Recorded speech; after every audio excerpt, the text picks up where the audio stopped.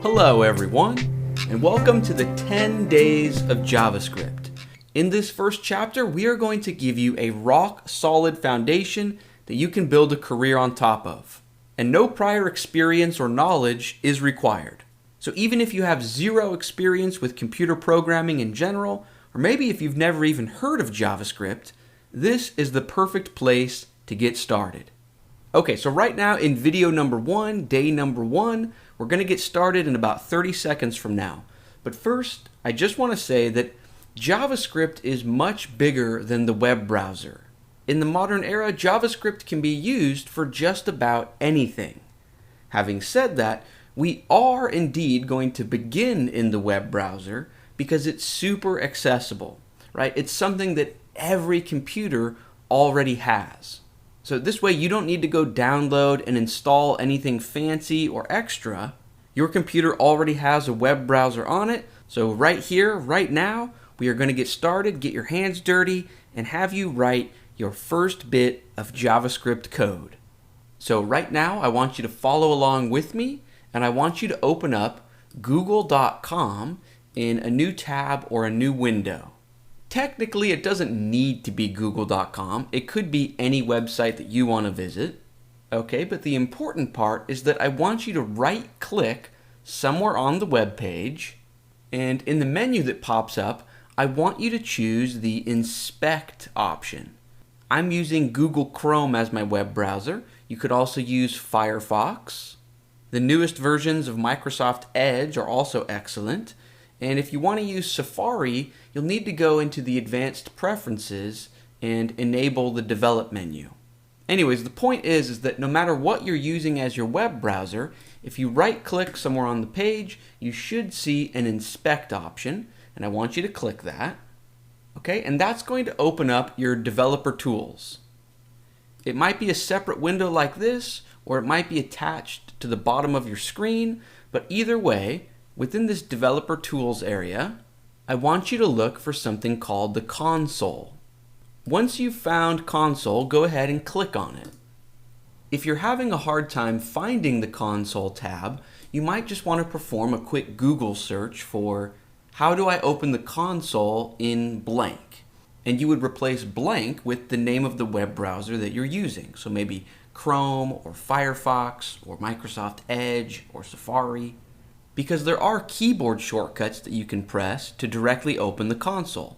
And that's a bit easier, but I'm not going to run through those because they're different for each web browser and operating system. Okay, but the idea is once you have successfully opened the console, you should see some sort of symbol or a blinking cursor about here, or it might be closer to the bottom, but the idea here is this is where we can experiment with JavaScript code. Or in other words, this is where we can type and tell the web browser what to do. So for example, we see my cursor blinking here, and if on my keyboard I say 2 plus 2 and press enter, we see 4.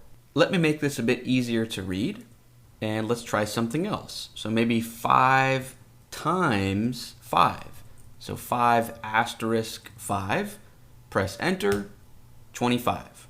Now at this point, you might be thinking to yourself that this is not impressive at all because you've seen addition before and you've seen multiplication before, right? We've all used a calculator. What does this have to do with JavaScript and learning how to program? Well, believe it or not, these lines of code, so 2 plus 2 and 5 asterisk 5, these are lines of JavaScript. And we just used JavaScript code to make the computer solve these or evaluate these for us. Okay, but as you might have guessed, computers can do much more than just basic arithmetic. One of the most useful things that computers can do is store values in memory. Let me show you what I mean.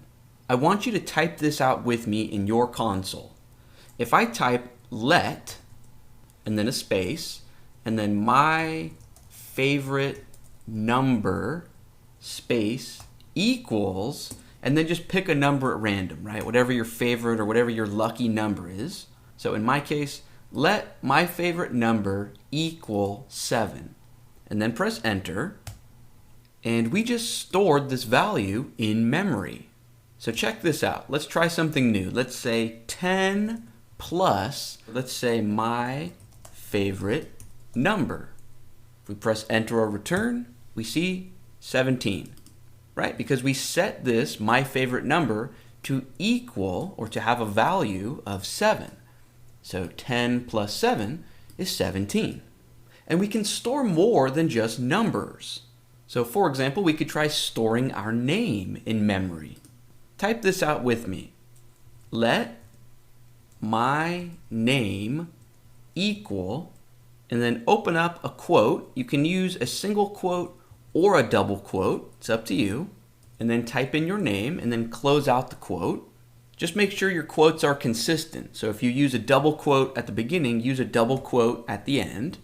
In case you're wondering why we're using quotes this time, it's because in JavaScript, if you're just dealing with a number, that doesn't need quotes because a number is a special type of data. But if you want a string of text, right, like a name or word, a sentence, or even a paragraph, in JavaScript, we call that a string of text or just a string, and we always want to wrap that in quotes. So you would type in your name, right, and wrap it in quotes, and then press enter.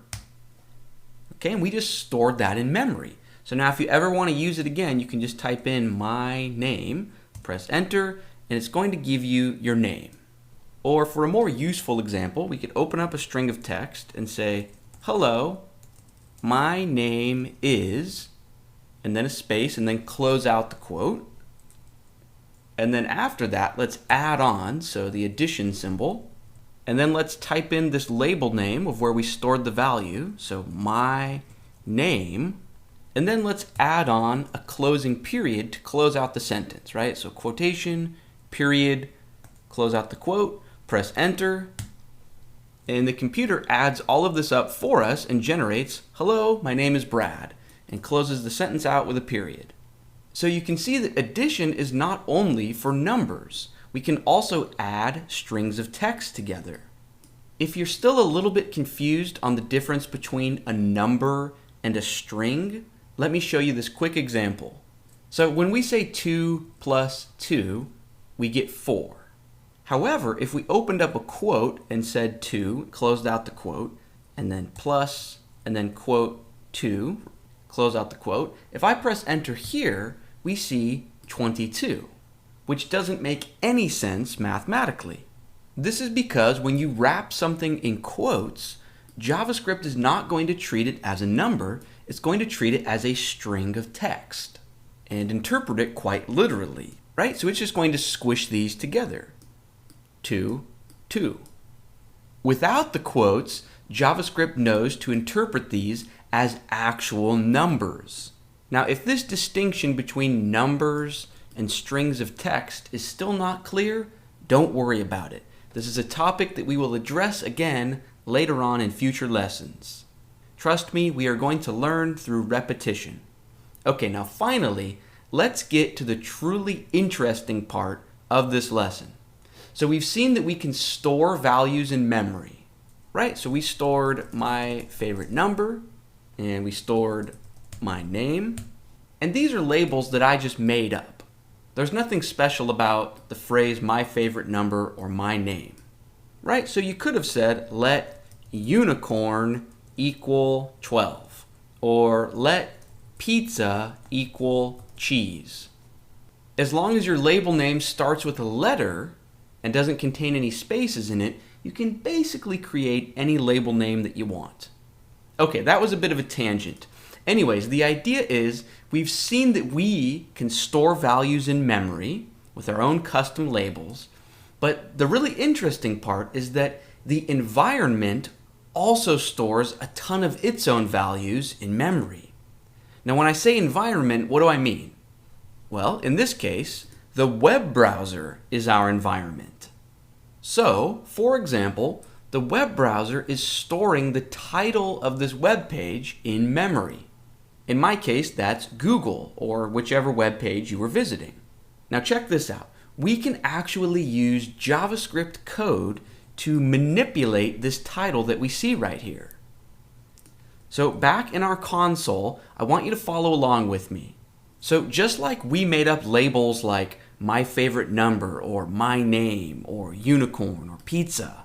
Well, the web browser environment has created a label or object named document. Now I just used a new word there, object. At this point, we have no idea what an object is.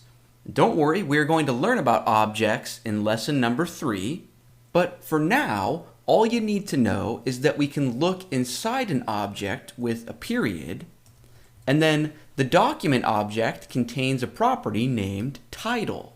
So if we say document.title and then press enter, we see Google, or the title of whichever web page you're visiting. Now here is where things finally get interesting, and we start to see the big picture. We can update or manipulate the value of this property, and the web browser will use that new value. So if we wanted to change this, instead of saying Google to saying something random, we could just say document.title equals, and then a string of text, so quotes, and maybe I'll just say hello and end the quote, press enter, and you can see up in my tab for the web browser, we now see hello instead of Google. Cool. Now let's try one more example task before we bring this lesson to a close. Let's try to use JavaScript code to change the background color of Google from white to maybe a light blue or any other color that you would choose. So back in the console, check this out.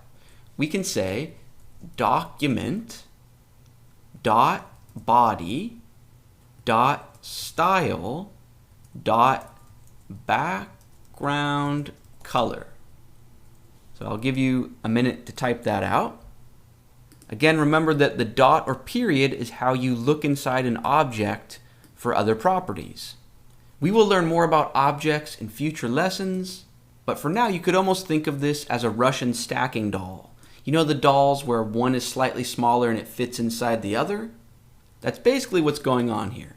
So document contains a property named body. Body contains a property named style, and style contains a property named background color. And make sure you type the C in color here as a capital, an uppercase C, because this is case sensitive. Anyways, so after that we can say equals, and then in quotes you can choose any color name you want. So I'm going to say light blue, but you could say yellow or orange or green. Just type out a really common color name that you can think of. And as soon as I press enter, you can see the web page updated. Cool. Now that's going to bring the hands-on portion of this lesson to a close, but I do have a quick review for you. So the takeaway for this lesson is the idea of values. Storing values in memory, accessing those values, and then even assigning or updating to new different values. Because at its core, that's really all programming is, working with values. Now before we jump into lesson number 2, I do want to stress the fact that these words, like document and body and style and background color, these words are not part of the JavaScript language itself. So just like earlier when you and I chose words like my favorite number and my name and unicorn and pizza, just like we did that, the web browser environment chose the words document and body, style, and background color. These words have no meaning outside the context of the web browser environment. So just like you might have a word or phrase in your family that doesn't have meaning outside the context of your home. Because remember, the web browser is just one of many different JavaScript environments. Later on in the course, we will learn about the node environment, which can be used as a server, and also the MongoDB environment, which is used for storing and retrieving data in a database. So long story short, at this point in the course, I do not want you to worry about trying to memorize these words that you see here. This is just environmental jargon that the web browser uses. We can start to remember some of these key property names later on in the course, but for now, I want you to focus on the equal sign and the quotes, and the periods, and the plus symbols that we used earlier, right? Because that is the skeleton and the core of the JavaScript language itself. It's the aspect that never changes regardless of environment. Anyways, congratulations on writing your first bit of JavaScript in this lesson. You got your hands dirty with code, which is already more than most people can say. I've got a quick vocabulary note at the end here. Throughout this lesson, you heard me refer to things like my favorite number and my name as labels. Label is not the technical term. I just made that up to try and make the lesson more understandable or less intimidating. The technical term is that this is a variable. In the example that I'm highlighting right now, we stored the value of 7 within a variable named my favorite number. So the technical term, instead of label, we would refer to this as the identifier for the variable. Cool. So I like to strike a balance between using easy to understand language, but also letting you know the technical names for everything. All right, now looking ahead to our very next lesson, we are going to learn about one of the most important ideas in all of programming, and that is functions. So what in the world is a function? Well, let's answer that question. Let's keep our momentum rolling, and I will see you in the next lesson.